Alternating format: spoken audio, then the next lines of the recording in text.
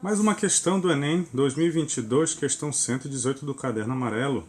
Diz assim, o físico Hans Ørsted observou que um fio transportando corrente elétrica produz um campo magnético.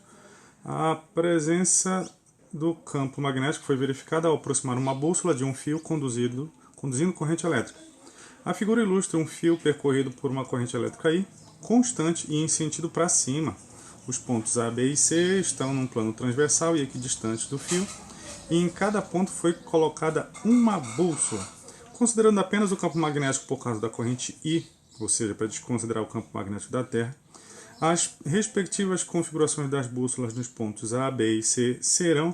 Essa é uma questão mais do que teórica, é uma questão para não zerar mesmo. Quem estudou eletromag está por dentro dessa daqui. O que nós vamos precisar? Lembrar que uma bússola, ela sempre se posiciona de que forma? Ela se referencia pelo norte, ó.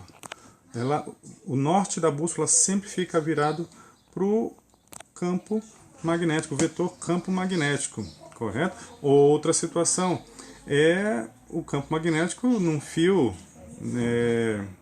num condutor retilíneo e muito grande, que é a ideia aqui. Nós usamos a regra da mão direita. Regra da mão direita, como é que funciona?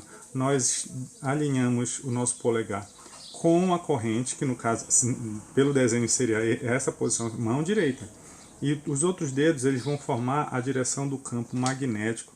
Então quer dizer que o campo magnético está assim, olha, nessa direção, vamos colocar assim. Só que lógico, cada ponto ele vai ter um vetor tangencial. Então dá para perceber que eu vou ter um vetor tangente bem aqui, magnético, né? O campo magnético. Um aqui e outro bem aqui, certo? De tal forma que a parte preta do nosso desenho está apontando na mesma direção do vetor campo magnético. E dá para perceber que a única figura que tem essa configuração é a letra D. Acabou.